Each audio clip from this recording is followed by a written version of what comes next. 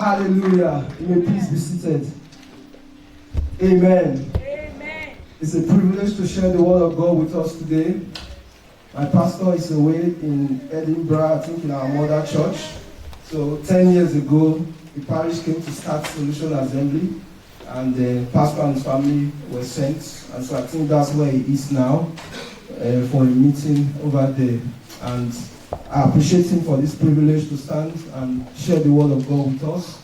And I pray that the word of God will do us good in Jesus' name. The Bible talks about people who hear but not do the word, but that will not be our portion in the name of Jesus. As the word of God is coming to us, the Lord God Almighty will help us to apply it to our situations, apply it to our hearts. In Jesus' mighty name we pray. So by way of introduction, I want to refer us to what we've been learning. You know, God has been leading our pastor to take us through some series of teachings. I'm sure we can remember what we've been learning. The mathematics of failure. Thank you very much. And you know, there are so many things I've gathered from those messages, and sincerely, one is to avoid laziness and procrastination, and the one that's really strong in my heart is the attitude for service.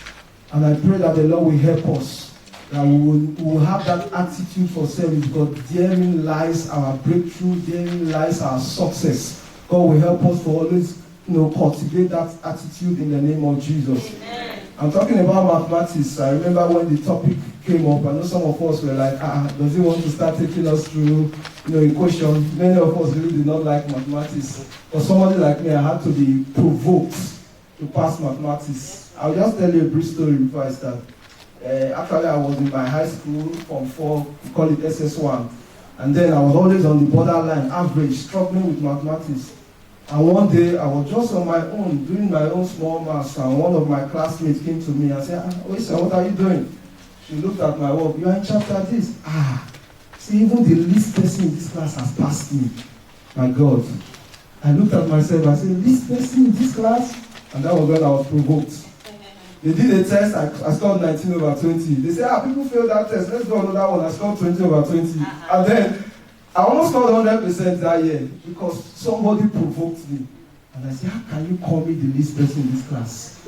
And I'm believing that this sermon will provoke us today. Yeah. I just shared my testimony now, but I want this, by God's grace, the sermon is meant to provoke us that every second of our life, we just want to have Jesus and have him in the agenda at the beginning, engage him and obey his instruction. And that will see us through life. And I pray God will help us in Jesus' name. Amen. So I was looking for a topic that I can coin in line just with the flow, and what came to mind from all the stories I was gathering together that God was leading me to look at.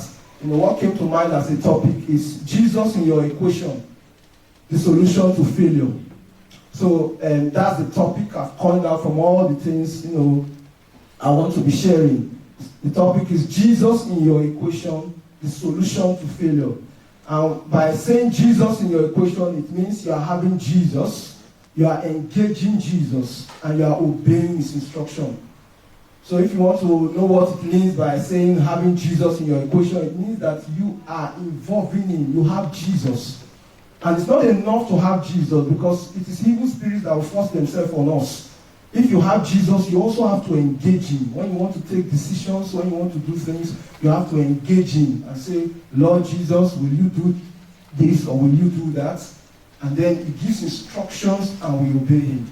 So having Jesus in your equation is a sure solution to failure.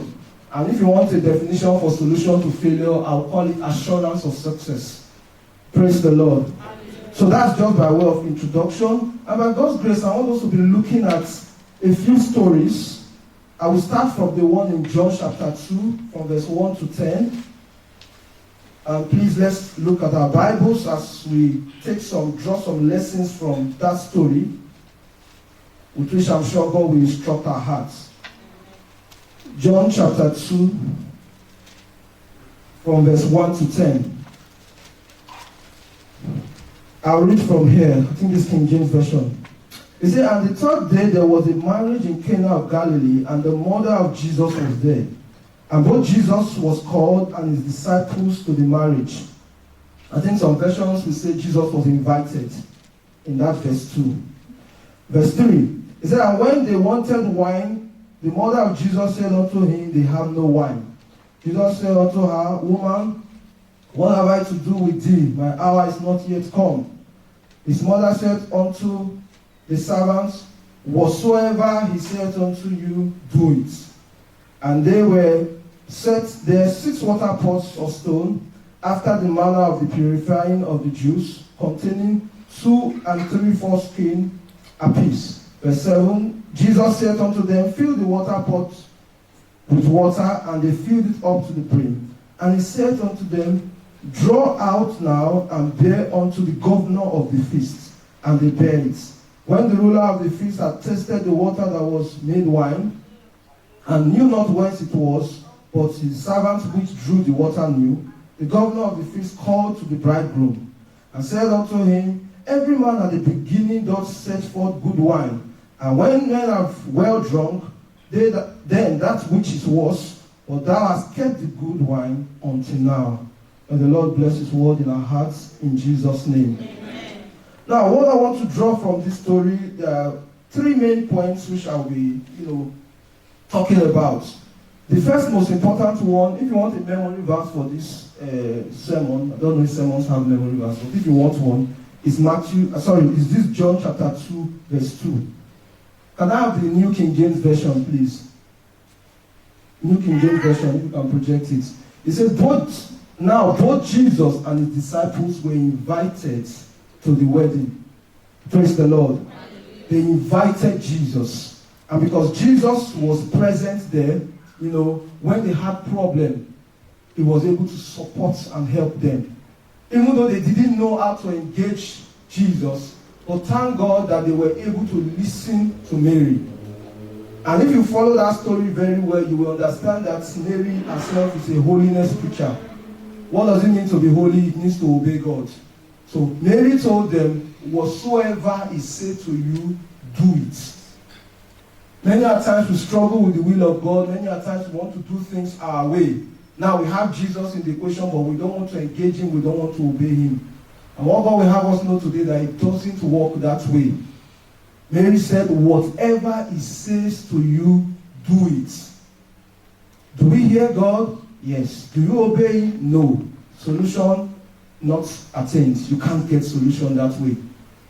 Then worse of all, if you don't even hear him at all, then that's a big problem. So what I'm drawing out of this story is that invite God in every situation of your life. What does it mean to be a Christian? It's not that you come to church, you clap your hand, you dance, you jump all around. No. It means you have Christ in you. And then he's the one influencing what you do. You see somebody who is behaving a certain way, and if you handle this person, you can deal with the person. But you are asking Jesus, do you want to do this?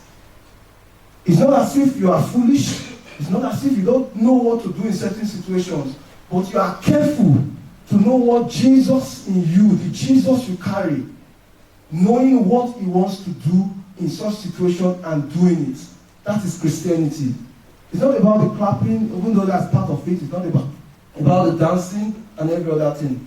It's about having Jesus. It's about engaging him. And it's about obeying his instruction. And from now on, when I'm talking about obeying instruction, I may want to use the word holiness, so that you know what exactly I'm talking about. Don't see holiness as one big thing and somebody not talking to people and just walking up and down with a long face. No, that's not holiness. Holiness is obeying God. Whatever Jesus asks you to do, you are obeying and you are doing it. That is holiness. So I pray God will help us in Jesus' name. Amen. How many of us have started journeys without Jesus? How many of us have gone on our way without inviting him? This was a wedding I was talking about here. So many weddings, so many marriages have started without Jesus as the foundation. They went about, I love her, he loves me, and that's all. They don't care to carry Jesus along. We will soon know that if love is blind, marriage opens the eye when you get in. So that's about marriage. Are you doing a business? Do you want to go into anything? You have to ensure that Jesus is interested in that business. Are you going for a certain career? You have to be sure that Jesus is interested and you are carrying him along. So I pray from this message, from this first scripture we read, that God will help us to always invite him, and always engage Him in whatever we do in Jesus' name. Amen. Now, I want to also draw from Mark chapter 4, the book of Mark chapter 4. It's a similar story, but I just want to bring out a point from Mark chapter 4. And I'm going to be reading from 35 to 39. Mark chapter 4, verse 35. And the same day, when the evening was come, he said unto them, let us pass over unto the other side. That's Jesus talking now. And when they had sent away the multitude, they took him even as he was in the ship. And there were also with him other sheep also. And there arose a great storm of wind, and the waves beat into the ship, so that it was now full. And he was in the hinder part of the ship, asleep on a pillow. And they wake him and say unto him, Master, carest thou not that we perish? And he arose and rebuked the wind, and said unto the sea, Peace, be still. And the wind ceased, and there was a great calm. Praise the Lord. What would have happened if they didn't have Jesus in the boat? Obviously, calamity would have struck. But Jesus was in the boat. But what I want to emphasize in this story is the first verse there, the 35. He said, and the same day when the evening was come, he saith unto them, let us pass over unto the other side. So this journey was initiated by Jesus himself. It is Jesus, we talked about seeking God before doing anything. Now they had their approval. It's not as if they were going on their own. They were going where Jesus said they should go. Yet they encounter storm. So what am I saying? In life, yes, we obey God. Let's take notes. Let me refer to marriage again. You have prayed very well and then you have married the will of God for your life. It doesn't mean that you won't have storms. Somebody said the marriage could be made in heaven, but you still need to work it out on earth. So you have involved God at the beginning, and then you meet storm. You can't say, no, I don't think God is in this thing again. Sorry, I made a mistake. Turn back. No. If you are sure at the beginning you have involved God, you are not immunized from problems. You are not immunized from storm. But the victory, the good thing is that with Jesus in the boat, you can easily tap him and say, Master, you can engage him and say, see this problem.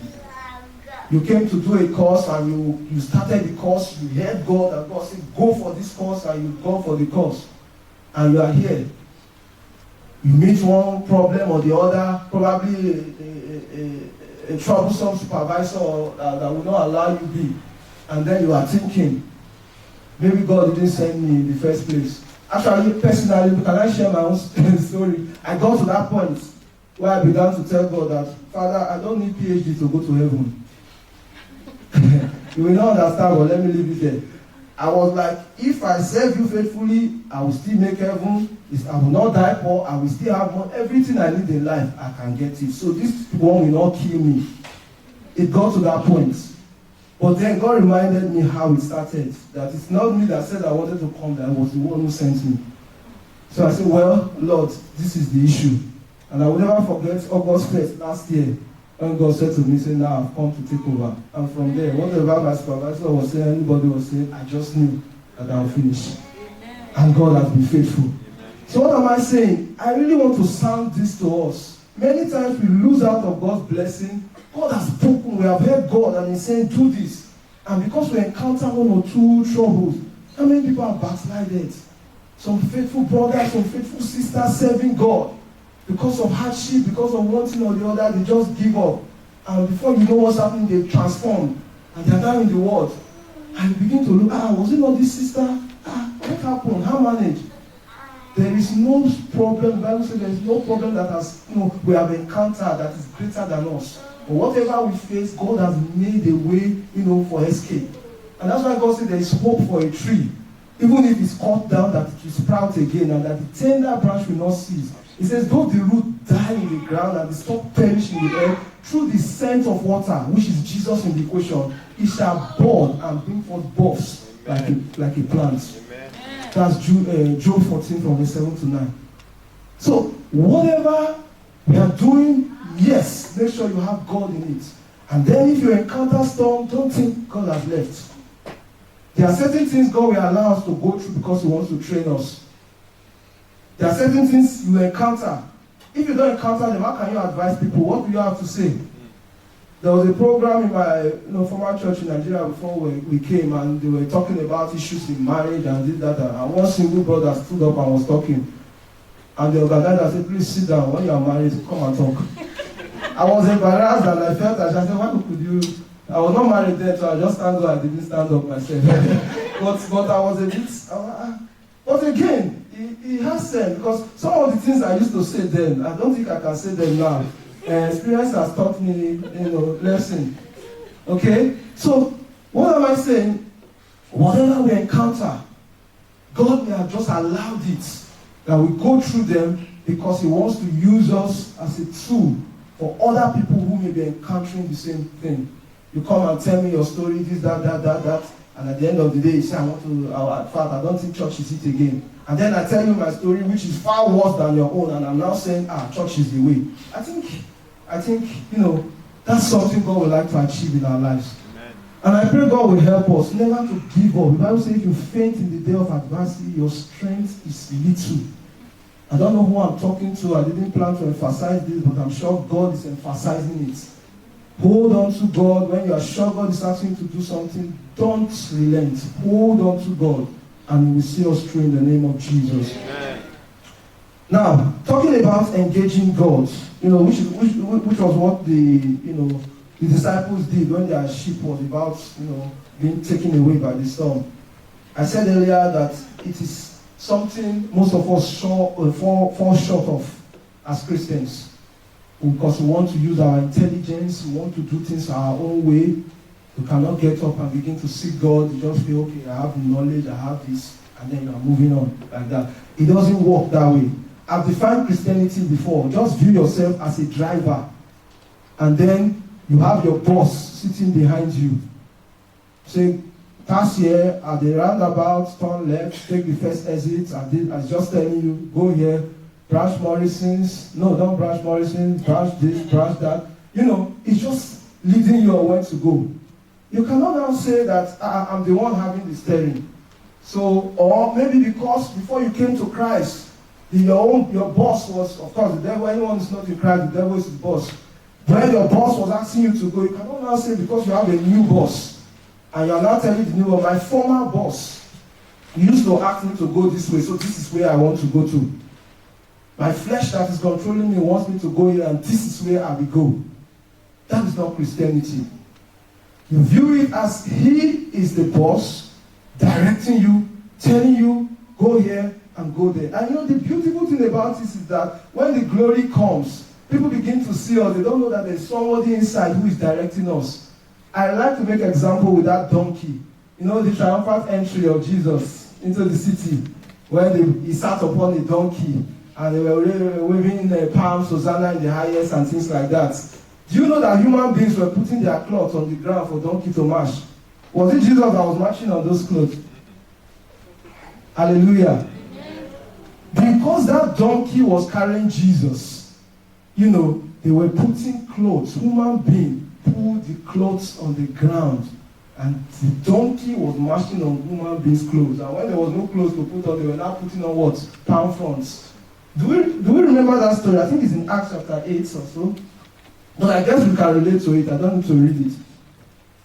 Now, if you see that donkey the following day, asking people, human beings, to say, yesterday you put your cloth on the ground for me. What are you waiting for? Come on, put your cloth on the ground, let me march. If the donkey could talk, I'm sure that donkey will be slaughtered that day. Hallelujah. What is the difference? The donkey was carrying Jesus. So if you are looking at, achieving anything, if you are looking at the glory of God to be revealed in your life, what is the solution? Jesus in your equation. The sure success or sure solution to success or solution to failure, I need to say. So everywhere that donkey went, carry Jesus, and then he had the respect. If people are not respecting you, people are not doing what they're supposed to do, carry Jesus. They will bow to Jesus in you. I'm talking about whatever profession we find ourselves. I was in a situation where in the midst of everybody in my lab, I was the only one who believed that there is God. All atheists. No one believed. In fact, they look at me with all kind of eyes and say, all these black people. And I think I was the only black. We got a new black, again from Nigeria now.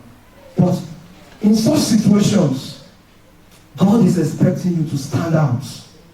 And if you don't carry him and follow his instruction, they will rubbish the grace of God in your life. They'll just rubbish you. But I'm thankful to God that God helped me. God helped me that nobody can look at me and look down on me today. Why? It's not me, it's God. They can't look down on God in me. So that is about what we are talking. Christianity, carrying Christ, following his instructions, engaging him as we go in life. I pray that the Lord will help us to do this in Jesus' name. Now we'll look at some reasons before we pray. We'll look at some reasons why Christians don't want to engage Jesus in their journey. And we'll see some further benefits why that they can derive when they engage Jesus. Now, one of the main reasons why Christians don't want to engage Jesus is that they focus on the gifts more than the giver. Now, if we check critically why everybody came to church today, very few people have come just to fellowship with God. Most people came because it's a routine, and most people also came because they wanted something from God. Oh God, if I come to church today, I know that you can give me this, you can give me that. Okay? So, they are now focusing on the gifts more than the giver. So, if you can get what is in the person's hand, the idea is that to hell with the person, just give me what is in your hand and go. It doesn't work that way. That's why we're singing that song that says, give me you, every other thing will wait. What we should be craving for is the giver and not the gift. I think we can read Luke 5 verse 11. Somebody there understood this principle. Luke chapter 5 verse 11. I hope I got it right. Good.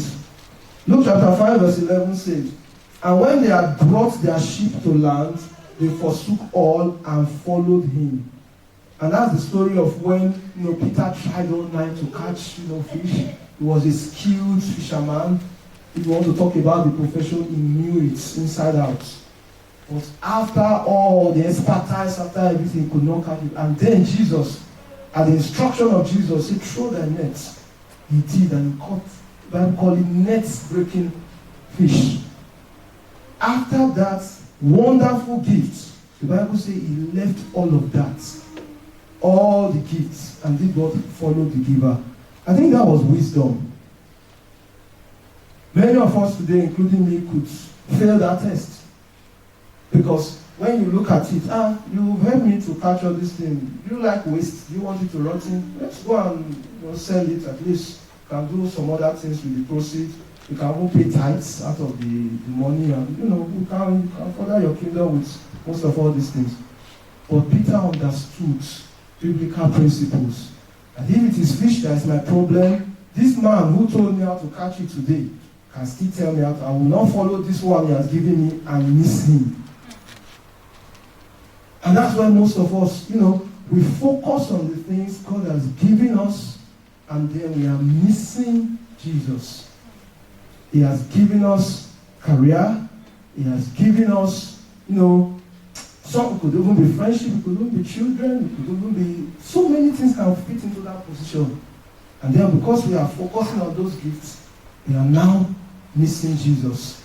Peter knew better. And I pray that the Lord will help us to focus on him rather than his gifts in Jesus' name. Another reason why I think we as Christians, take note, I'm not talking about unbelievers now, I'm talking about Christians. Why Christians fail to engage God is that too much knowledge. Sometimes too much knowledge, too much, in quotes anyway, knowledge in quotes. Because of certain things we know, we cannot pray certain prayers. I give an example. If we want to have a program, we want to do something, instead of praying for fair weather, we want to check what weather forecast. Okay, they say that day it will rain and things like that. So because of weather forecast, we now cancel program, forgetting who created the weather. Hallelujah. Yeah. That is just an example. Knowledge, it could come in so many ways. So many ways. You know, when you get to a certain level in your profession, when you read books to say that science, you want to prove every point, and you want to even use your human knowledge to interpret Bible. What an impossible thing. The intellect of human being is too low to understand God, to interpret Bible. You can only interpret the Bible by the Holy Spirit. You will never get it if you are reading like a storybook or a novel.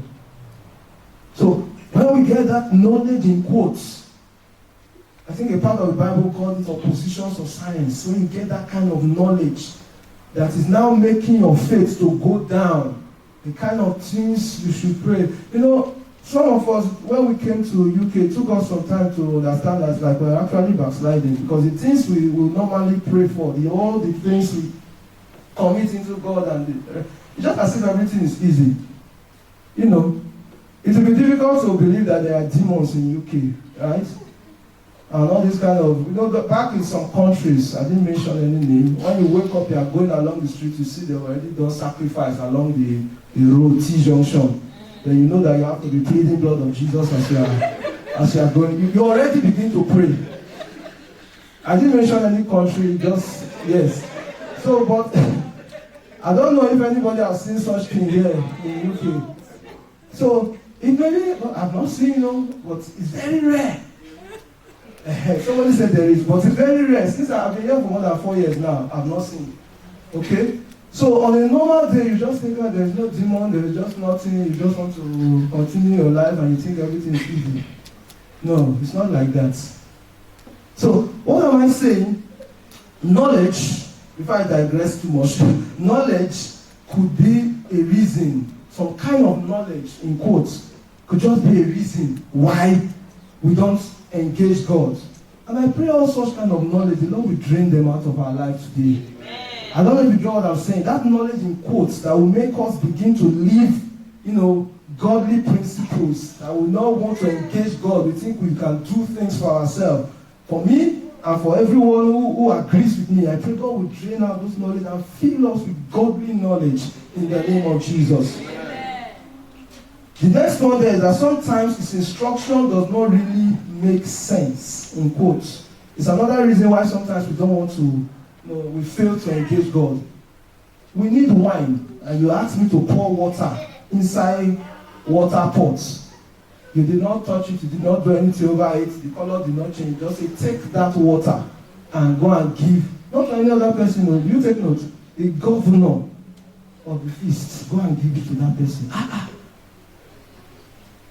What is the chemical composition of wine? What is the chemical composition of water? You want to look at the scientific, that, and say, it doesn't make sense. There is no way this is water. We know its composition, and this cannot be wine. There are many simple instructions like that we failed. I just thank God for Mary who prepared their hearts in that story. I remember what Mary said. Whatsoever he says to you, do it. I'm sure if not for that, those people would have said, Jesus, better get away from here. We don't need all this kind of waste of time. And literally that's what sometimes we are doing and we are saying. When he's saying, giving us instruction, do this.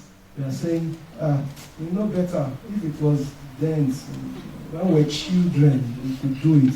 But now we are adults. We can think with our mind. After all, you gave us the sense, right? But the point is this. Some of the instructions he's giving to us, if we obey him foolishly, just like that, you will see results. Just imagine that those people said, please go, it's not possible. They said that was the best wine, that the man even come. Say, how manage? People will reserve the best for the last. I mean, as in, after people, they will bring the best first. Right? That was what he said. But you have reserved the best for the last. There are many miracles we have missed because we cannot follow simple instructions. He could give us instructions through many means, through people we have placed under us, spiritual heads to oversee us in different ways. He could talk to us directly. But there are many of us who have missed blessings just because we could not obey simple instruction. And what do I call obedience to Jesus' instruction? Holiness. That's the definition of holiness. I pray God will help us in Jesus' name. Then the final reason, there are many reasons, take notes, this is not an exclusive list, but I was able to pen down only 4. And the last one, I call it robbers in our temple. Robbers in our temple. Our body is the temple of the living God, right? So when I say temple, I'm not talking about the building. Another reason why Christians fail to engage God is that there are robbers in the temple. And we're going to spend some time to pray that God, just as he came without his whip, in the book of John chapter 2 verse 13, he came with a whip and drove out all those money changers and all those people that were doing all kinds of evil atrocities in the church, how he drove them out. That's how we are trusting that God will drive out every robbers in our temple in the name of Jesus. Amen. And by robbers in the temple, what all categories of sin, lies, all kind of unbelief, malice, everything we do, things that are now taking the place of God. Sometimes it could be social media, it could be whatever it is that has now occupied the place of God. Because the Bible says after Jesus drove those people out of the temple, he now stayed in the temple and was doing, people were coming to him in the temple and he was blessing them, he was healing them of their sicknesses. So what we are trusting that God will do is that every robber in our temple that is depriving us from engaging him, he will drive them out. And then he will take his place in our heart, in our life, in our temple, in the name of Jesus. Praise the Lord. I want us to see some further reasons why we must keep Jesus in the equation of our life. Remember, we're talking about Jesus in your equation, the solution to failure. So some other reasons I want to draw from the Balaam-Balak story in the book of Numbers. Please, if you have time, you can read Numbers chapter 22 and 23. That story. It's a very important story to see how the wickedness of the wicked operates. The Bible did not say the Israelites have done anything wrong, but somebody just saw them progressing. This one has gone to UK, has done all of a sudden, say, please come and curse them for me. We didn't have any contact, we didn't have anything together. And then just because I'm making progress in life, you now brought somebody whose word does not fall to the ground. Say, come and curse this one. Do you know such things still happen? Maybe it was only in it's Old Testament. Maybe it's only in Old Testament those kind of things happen. But don't have a witness in the house that such things happen, that your progress could be intimidated. Thank you, my brother. Do you know that your progress can be intimidating to others? It's not as if you are wicked to them. Actually, if you have the opportunity, you will bless their life. But because of the devil in their life, they just see you as a threat and begin to look for a way to harm you. Let's read the story, please. I think we should read that story. And then after now, we'll take some time to pray as we round up. Numbers chapter, I'll just pick some few verses. Numbers chapter 22.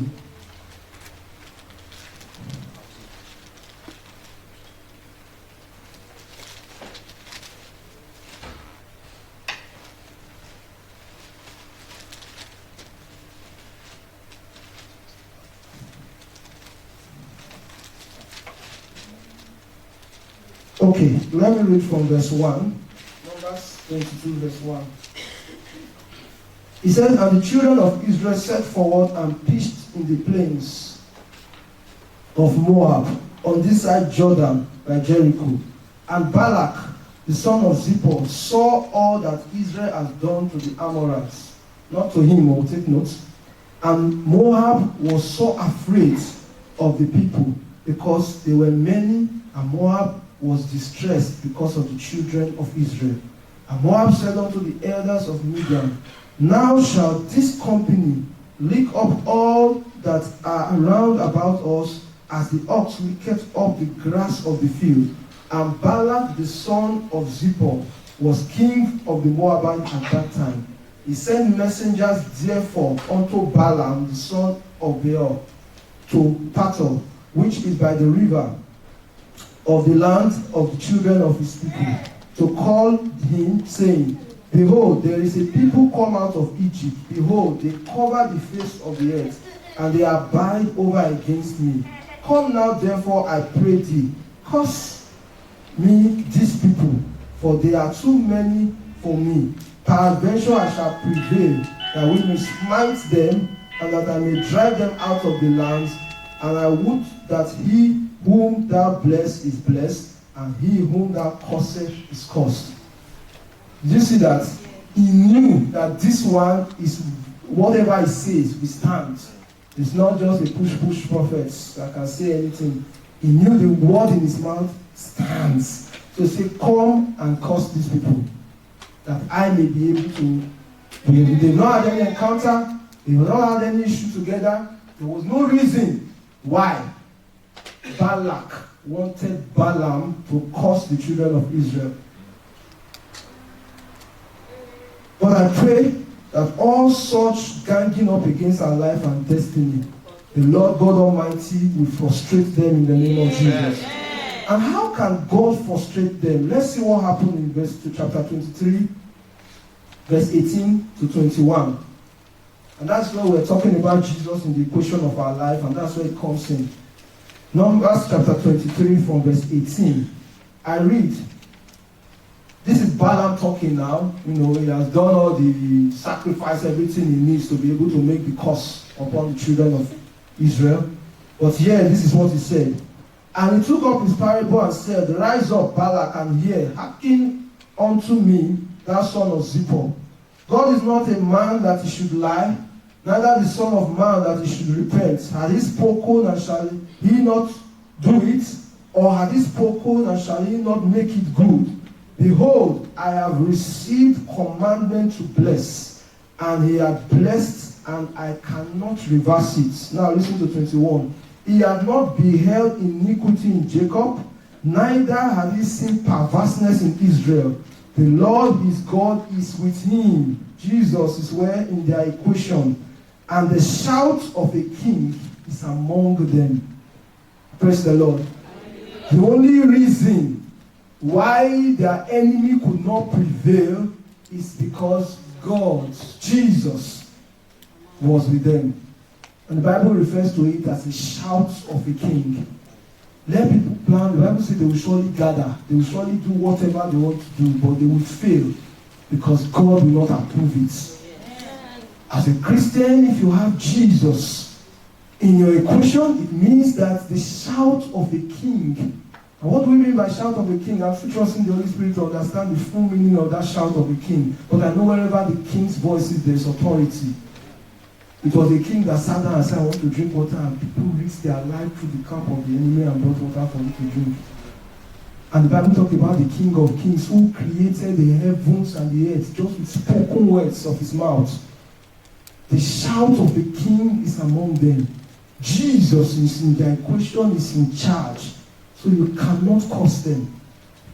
Hallelujah. Amen. So what are the other benefits about having Jesus in your equation? It is that the wickedness of the wicked, both high and low wickedness, cannot prevail against us. Don't think it's everybody who sees you that like you. Not even everybody smiling at you. If God will open the hearts of everybody who interact with. In fact, you may want to lock yourself inside, don't go out again. And that's it.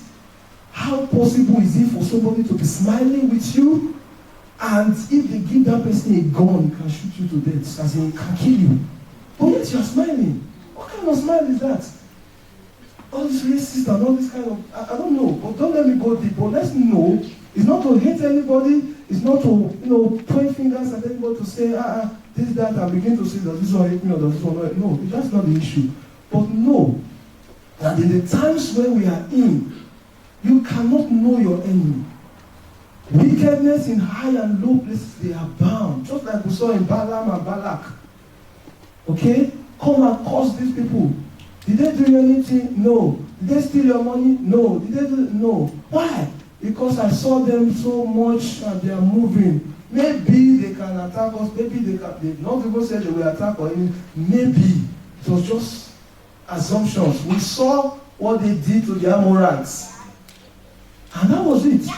So there are many people, there are many situations. We are here, we smile and go on, but you cannot know.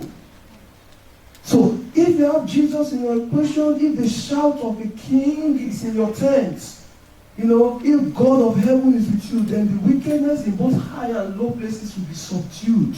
Amen. And I pray that will be our testimony in the name of Jesus. Amen. You see, unfortunately, something happened about these people, and I'll just read Numbers 25, verse 1 and 3. Let's say 1 to 3 then. And Israel abode in Shittim. That's after what has happened when they could not curse them because they had the presence of God. He said, and they abode in Shittim, and the people began to commit whoredom with the daughters of Moab. Now these are people who wanted their downfall, who wanted to kill them, who was looking for opportunity for them to be cursed. It's the same people they were now competing whoredom with. And they called the people into the sacrifices of their gods. And the people did eat and bow down to their gods. And Israel joined himself unto Baal, and what? The anger of God was kindled against Israel. Of course, you know what the end of that story will be. People who could not be touched because the shout of the king was there, because the presence of the Most High God was there. All of a sudden, they've gone the other way. Of course, they've lost the presence of God.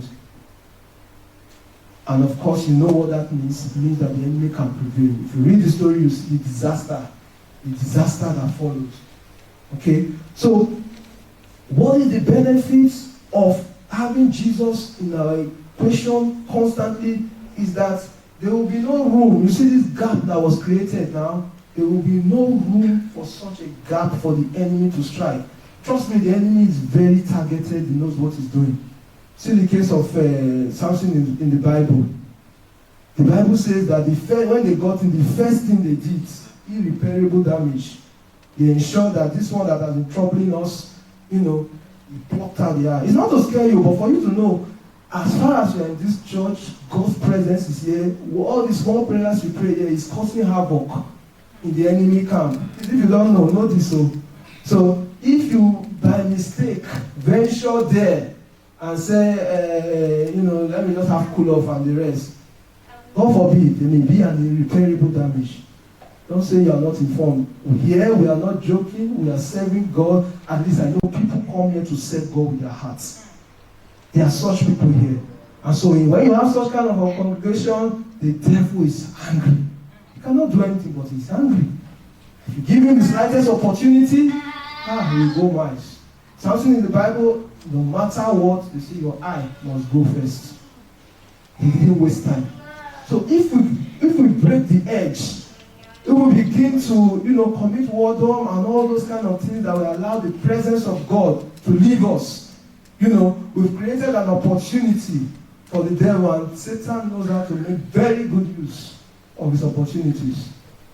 But it's my prayer that God will help us never to create such opportunity in the name of Jesus. Then finally, before we begin to pray, I just want to draw from Psalms 46, from verse 1 to 3, let's say 1 to 7, some reasons why we must, keep Jesus in the equation, the advantage of keeping Jesus in our equation. Psalm 46. Sorry. I'll read. It says, God is our refuge and strength, a very present help in trouble.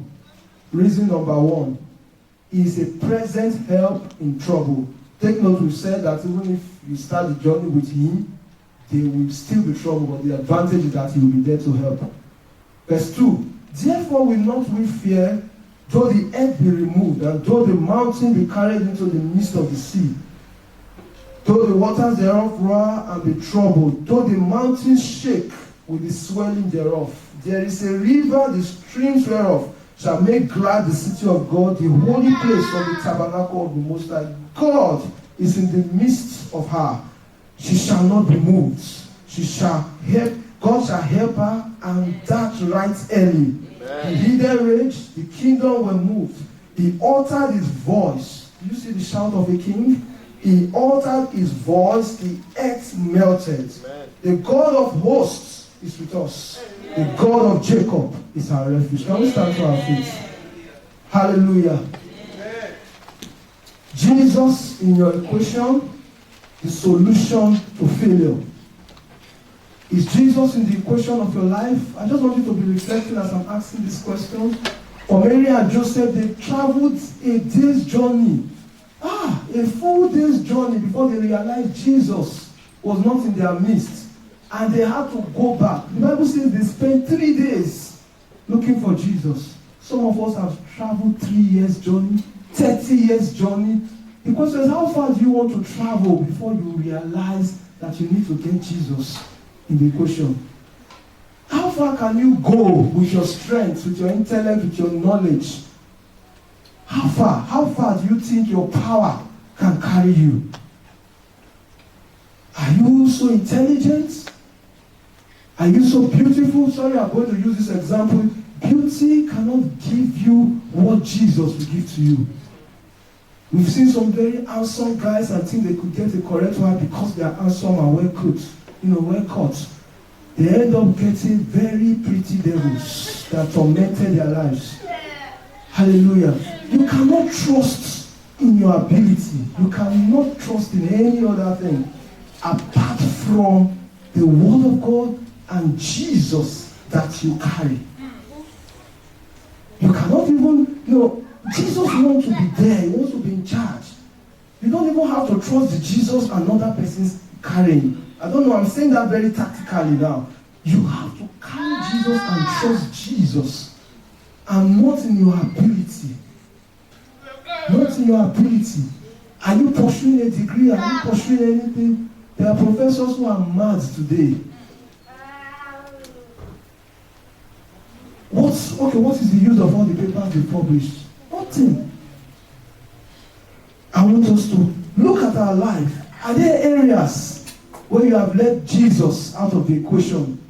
Are there things you do? You get up and you just begin to do things and you don't even care to pray and say, Jesus, is this how you want to do it? Is this where you want to go?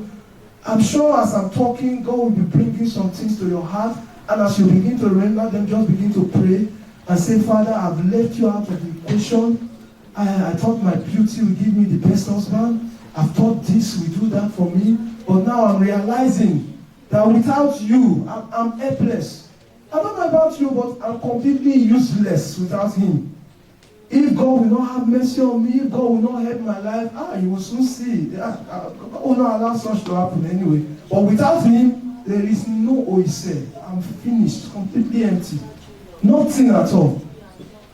Just begin to look at your life. Where have you been trusting in your power? Where have you been trusting in the things you have acquired? I have this, I have that. So no matter what, I'll be based on this because of that. That is outside Jesus. You are setting up yourself for disaster. Jesus in your equation, the solution to failure, the assurance of success. Can we just begin to go before the Lord and say, Father, I've left you in such a situation. I've left you out of the equation. Oh Lord, I come back today. I come back today, oh God. I come back, oh God. That every aspect of my life, oh God, we come under your authority. We come under your leading. In the name of Jesus.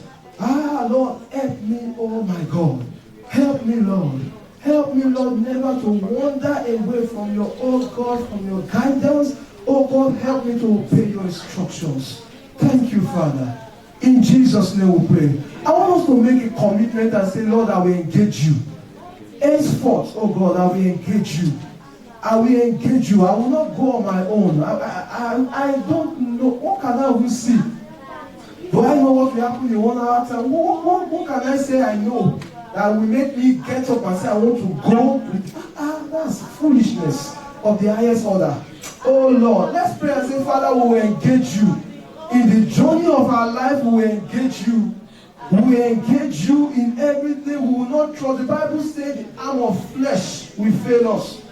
Somebody has calculated the entire Bible and they say the verse at the middle of the Bible is Psalm 118, verse 8. Another person says verse 9. But when you look at the two verses, it says it is better to trust God than to put your confidence in man. The second verse says it is better to trust God than to put your confidence in princes. So if you look at the two, anyhow you say it is verse 8 or verse 9, that is the center of the Bible. Trust God. Let's pray and say, Father, give us the grace to trust you and to engage you. Because herein lies the deliverance from failure. Herein lies the success of our life, oh God. This is the way we can, oh God, escape calamity. This is the way we can overcome the wickedness that we see in our generation. Oh, wickedness in high and low places, oh God. This is the way, oh God, we can survive, oh God. Help us to engage you. Now I want you to lift up your voice and say, Father, help me to engage you. I want to engage you in every aspect of my life. I don't want to wander on my own, oh God. I don't want to go on my path. I don't want to move, oh God, just without, your guidance, just without, oh God, taking instruction from you. Oh God, help me to engage you. Thank you, Father. In Jesus' name we pray.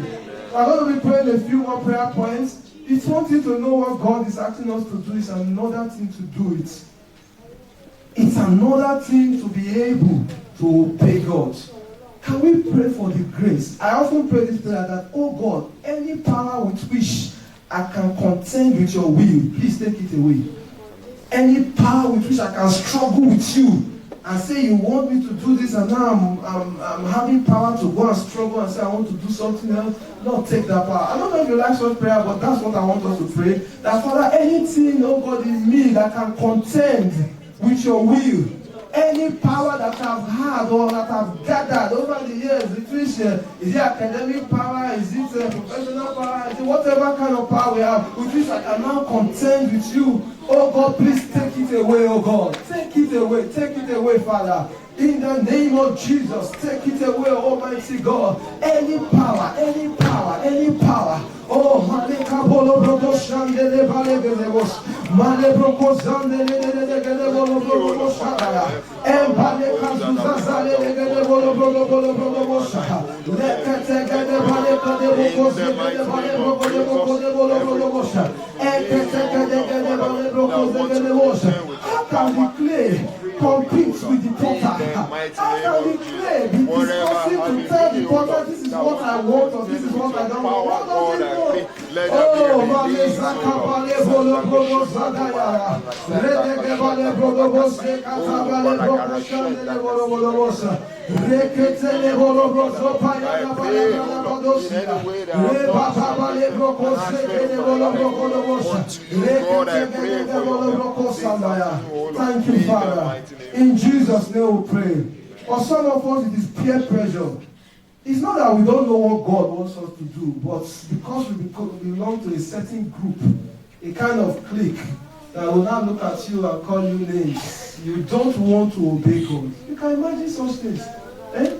And we know that this is a personal race. You will go and answer to God yourself. Eh? And you now follow what your friends will say. They will call me Oli, they will call me Sister Jesus. If they don't call you Sister Jesus, what should they call you? Sister Devil or what? I want us to pray and say, any kind of peer pressure, anything that makes me, I know that this is the will of God, but I'm checking what people will say or what people will not say. Oh God, deliver us from such kind of situations. Deliver us in the name of Jesus. Send your deliverance, oh God. Let it be you that matter to us in every situation. Let it be only you. Let it be only you that matter, oh God. In every situation of our life, oh God, let it be you, oh God. You and you alone that matter to us, oh God. In the name of Jesus, it will be all about you. It will be all about pleasing you. It will be all about your will. It will be all about you and you alone. You alone, oh God. More of you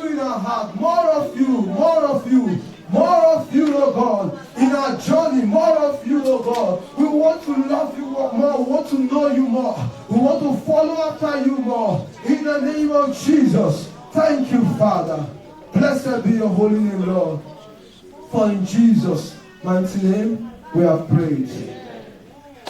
Father, we just want to thank you. We want to glorify your holy name. Thank you for speaking to us. Indeed, all of us, oh God, including myself, you really talk to us today, oh God. We pray and we ask, oh God, that you help us, oh God, that these words will not stand against us in the day of judgment in the name of Jesus.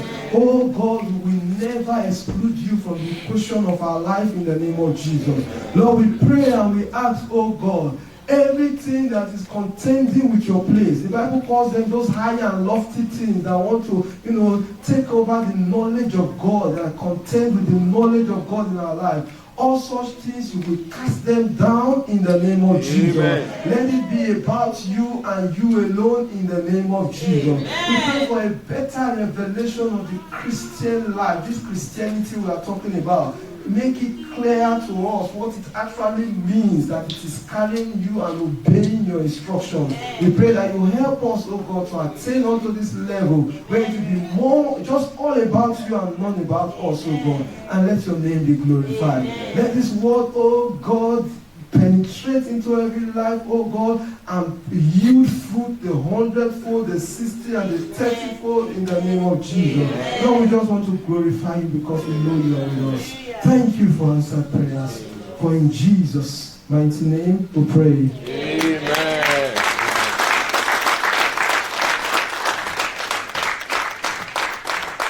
Thank God, we bless our holy God. Thank God for today's word. I just want us to stretch out our hands, to prayer worship.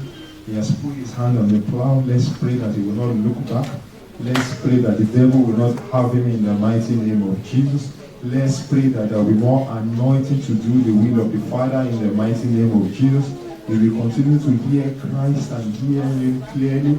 Jesus Christ prayed for Peter. He said, the devil wanted to have you, but I've prayed for you. Let's pray for him that the devil will not have him in the mighty name of Jesus. He will continue to do exploits for God. In the mighty name of Jesus, God will remember him at a time of need in the mighty name of Jesus.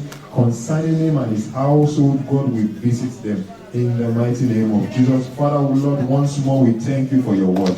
We thank you, Father, because when we have you in our boat, we are assured of success. Father, we pray that in every aspect of our life that we may seem to have excluded you, Father, we pray that you will come on board our boat in the mighty name of Jesus. Lord, where we have seemed to have abandoned you, Father, we will see you in the mighty name of Jesus. And as many things that we may have in our lives, as many things that we may have in our hearts, that we have not submitted, Lord, to your will, Father, we pray, Father, Lord, there shall be a change today in the mighty name of Jesus. Moses was called one of the meekest we've ever seen. Lord, we pray, let meekness come into our heart, Lord, in the mighty name of Jesus. The ability to listen, the ability to respond to your call, just as Mary told those people at that wedding in Cana. He told them, do as he has told you. Lord, we pray the ability to listen and do, Father, you give unto every one of us in the mighty name of Jesus. We will no longer exclude you from our lives, O Lord, in Jesus' name. And the blessing that comes with obedience, the blessing that comes with holiness shall be our portion in Jesus' name. In Jesus' mighty name we have prayed.